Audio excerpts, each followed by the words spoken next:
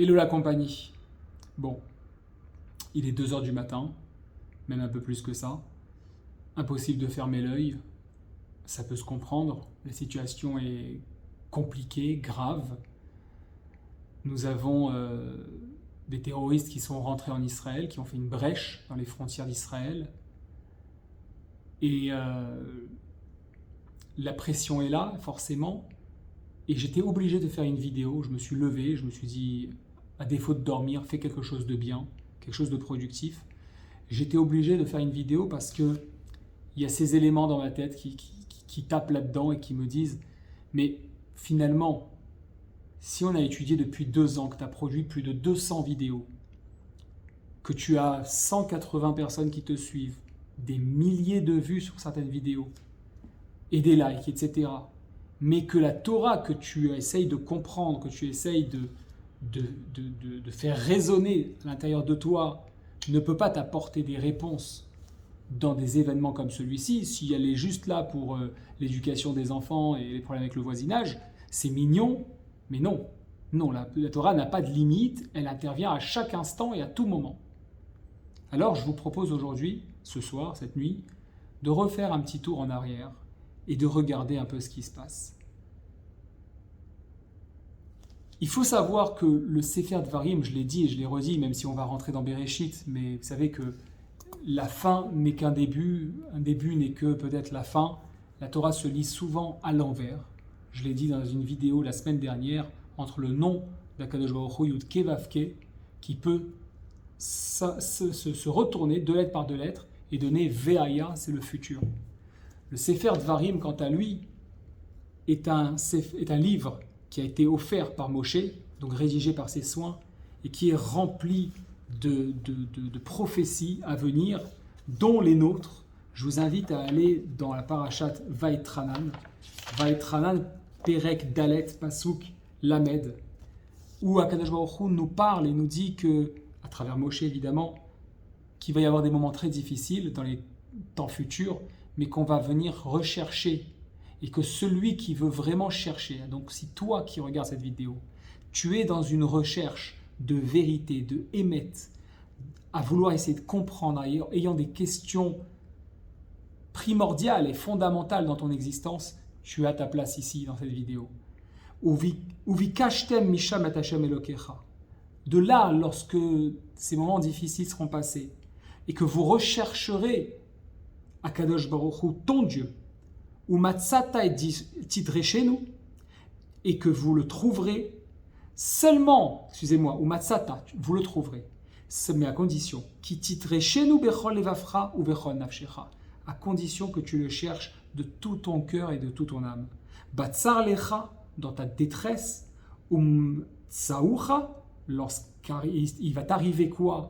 Kol advarim beacharim ayamim, toutes ces choses à la fin des jours, Veshavta ad Hashem Elokecha veshamata bekolo, alors tu retourneras vers Akadosh Baruch Hu et tu écouteras ta voix. On comprend de là, dès la parashat Vaetranan, Dvarim est rempli de merveilles aussi, d'informations, quand je dis de merveilles, d'informations qui nous concernent. Nitzavim, Vayeler, Azinu et Vezot Abracha aussi. Nous comprenons de là que dans les moments de ténèbres, les moments de noirceur, les moments de tristesse, nous devons avoir cette joie intense de savoir que si nous cherchons avec notre cœur, de tout notre cœur et de toute notre âme, alors nous le trouverons. Et regardez comment c'est dit. Uvikashtem, c'est au pluriel. Par contre, et Hashem Elokecha, c'est au singulier, ou Matzata, c'est au singulier. On commence tous à le chercher, mais si certains ne le font pas, sache que toi, tu peux le faire et tu peux le trouver. De manière indépendante, même si c'est noir, même si ça te paraît noir. Nous avons fini Sukkot et Simchat Torah.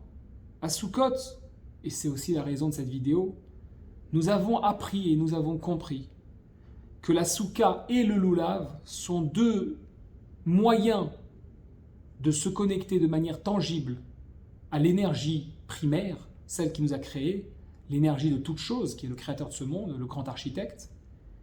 Mais en plus de ça, que nous sommes tous unis, tous sur le même bateau, et lorsque l'un faute, c'est tout le monde qui prend pour son grade, qui en prend pour son grade. on ne peut pas m'enlever l'idée qu'il y a une liaison quasi évidente, sinon le hasard est trop fou.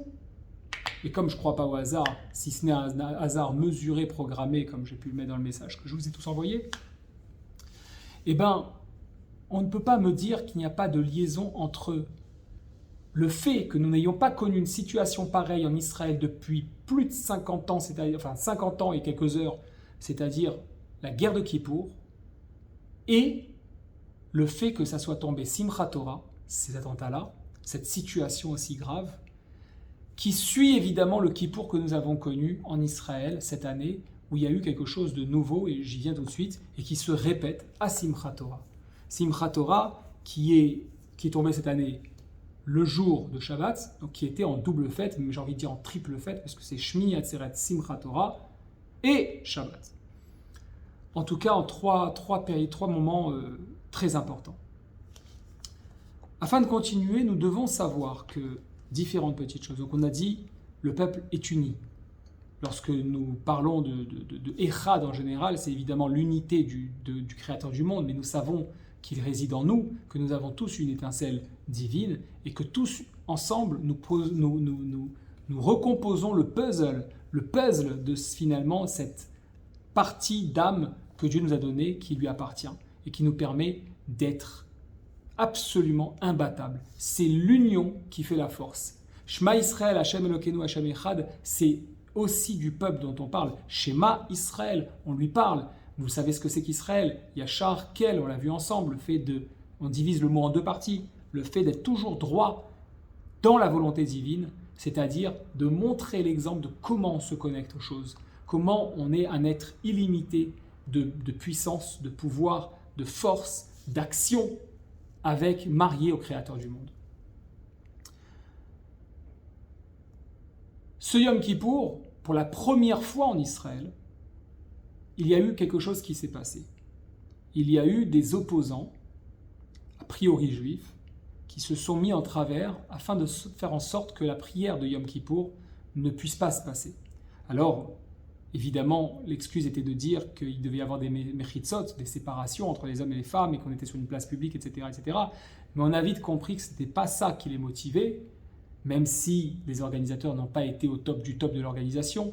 On n'est pas là pour juger ni l'un ni l'autre. On est là simplement, enfin moi je suis là simplement pour faire remarquer à quel point nous avons appris ces dernières semaines, dans Nitzavim et dans Vayeler, à quel point un juif doit être un Nitzav, un soldat déterminé, fort, convaincu de ses actions, dans le chemin de la Torah, au service de la Torah et des mitzvot, dans la pratique et la garde, les shmor, le fait de shomer et à mitzvot, le fait de garder les lois.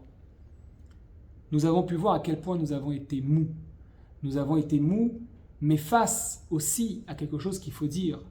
Il y a, à mon sens, une évidence que nous n'avions pas affaire à des juifs lambda. Il faut savoir que lorsqu'il y a eu Yetziat Mitzrayim, cela diffère. Il y a beaucoup de ressemblances avec nos générations, mais il y a quand même une énorme différence. Puisque le Rabbi nous l'a dit, que le Harizal, je crois, l'a dit aussi avant.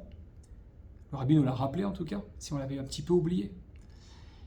Que nous sommes le talon de Mashiach, et que lorsqu'il y a eu Yetziat Mitzrayim, c'est Dieu qui est venu nous chercher. C'est Dieu qui est venu, alors que nous étions perdus, nous chercher. Aujourd'hui, nous savons que c'est à nous de venir appeler Dieu, Bechol Levavcha ou Bechol Nafshecha, de tout notre cœur et de toute notre âme, pour qu'il se révèle une bonne fois pour toutes. Dans cette Yetziat Mitzrayim où il est venu nous chercher, où il y a eu des miracles, il y a eu des êtres qui nous ont accompagnés. Il n'y avait pas que des Hébreux. Il y avait aussi un ensemble d'Égyptiens qu'on appelle Erevrav, qui se sont convertis au judaïsme, qui sont tous morts par la suite dans le Midbar, dans le désert, mais dont nous savons, de par les textes, qu'il y a un Gilgul pour la dernière génération avant Mashiach, qui est la nôtre, de réincarnation. Quand je dis qui est la nôtre, parce que le Rabbi nous l'a dit. À partir de ce moment-là, nous comprenons une chose. Le Erev Rav, sont des êtres qui n'ont absolument pas d'amour pour la Torah, ils ont même une haine viscérale pour la détruire et lui empêcher son existence. Tant que La Torah n'existe pas, les forces du mal, ceux qui sont là depuis la création quasiment du monde, peuvent continuer à coexister. Et c'est à nous de faire sortir le bon de ces choses-là. Nous aurions dû avoir une conversation, et ce n'est pas trop tard évidemment, d'avoir une conversation avec ceux qui veulent bien entendre, ceux qui sont d'accord d'entendre. Il se trouve que lors de Simchat Torah, donc Shmini Atzeret Simchat Torah, vendredi soir, j'ai fait le tour des synagogues, comme ça, c'est mon habitude, les Ta'aluchot, on a fait le tour, et j'ai pu observer en marchant dans la rue avec toute ma communauté, en chantant, en dansant, avec les Sefer Torah, que 99,999999999% des gens étaient souriants, applaudissaient, dansaient avec nous pour certains, chantaient, prenaient le Sefer Torah. Une femme s'est mise à pleurer en le voyant, alors qu'elle sortait de son restaurant. C'était un jour de fête, pourtant elle n'était pas pratiquante. Ce n'est pas une catastrophe. Tant qu'on est dans l'amour de la Torah, on se retrouve avec les différentes versions du Lulav. Mais il y a eu à un moment donné un scooter qui est passé, qui a klaxonné parce qu'on prenait trop de place et qui nous a laissé une belle insulte. Et là j'ai pensé à ce Kippour qui est passé et je me suis dit, tu vois finalement, c'est qu'une minorité. Tout ce qu'on a fait, c'est de raviver en chant, en énergie, et nous avons continué à faire le petit tour de 3-4 synagogues et nous sommes rentrés faire les Hakafot, où on a tourné avec la Torah et on a chanté pour la joie de la Torah. Seulement voilà, ce Kippour, il y a eu quelque chose qui s'est passé. Je me souviens, je suis d'origine de Strasbourg, originaire de Strasbourg, il n'y a pas très longtemps j'étais à Strasbourg encore. Je me souviens que lorsque je chantais en Allemagne, lorsque je me déplaçais dans certains endroits de France ou d'Europe, dans tous les endroits, la police pendant Yom Kippour, pendant Simchat Torah, était là pour protéger les lieux. On sortait avec la Torah, que ça soit pour l'écriture d'un nouveau Sefer Torah ou pendant Simchat Torah aussi. Il n'y a jamais eu aucun souci. Il se trouve que cette année, pour la première fois, en Israël, donc une terre qui est particulière, on est venu casser, détruire cela, c'est-à-dire enlever les limites entre les hommes et les femmes, mais finalement enlever le moment de prière, enlever le moment de joie avec la Torah pour Simchat Torah, puisque ça a été refait à Simchat Torah, etc. Donc on comprend un petit peu les motivations. Il est primordial, lorsque nous avons affaire à ce genre de personnes, de détruire ces personnes, détruire leurs arguments, détruire leur énergie, détruire leur capacité d'action. C'est comme ça qu'on est un ivri, qu'on est un hébreu. C'est comme ça qu'on avance, qu'on traverse et qu'on est là fier d'être ce qu'on est. On n'est pas venu en Israël pour rien. On n'a pas fait autant de kilomètres. Il y a des aliotes du monde entier. C'est pas pour enlever sa kippa, c'est pas pour se cacher des juifs. Autant retourner à l'extérieur à ce moment-là. Et ceux qui ne veulent pas de la Torah en Israël doivent quitter Israël, parce que tout le reste du monde est là pour ça. Tout le reste du monde ne veut pas de la Torah, donc il n'y a aucun problème.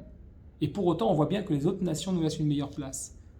Je ne peux pas m'empêcher de me dire qu'il y a forcément un point commun là-dedans, qu'il y a quelque chose qui a dû intervenir, de sorte à ce que le premier jour de Din, qui était Yom Kippour, et le deuxième Din que nous avons, c'est Simchat Torah, Dieu laisse, ou du moins permet, puisqu'il n'y a pas d'intervention.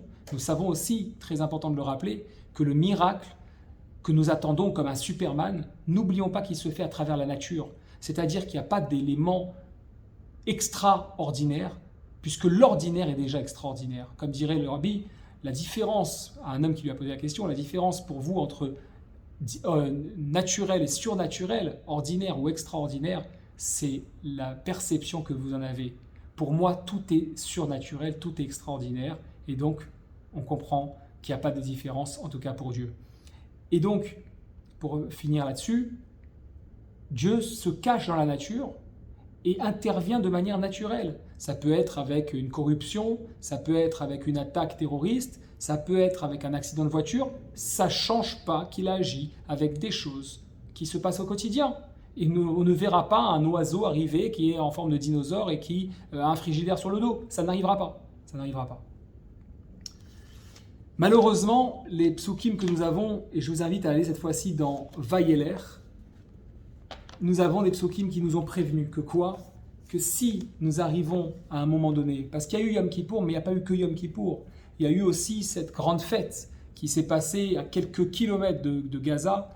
J'ai vu les photos sur Internet, j'ai vu ces énormes Bouddhas qui étaient représentés, où on est venu un jour de fête, un jour de Shabbat, un jour de double fête, d'accord, se rassembler, certes dans la paix, bon ok, mais pas dans l'esprit de la fête et de manière à être accompagné d'autres dieux.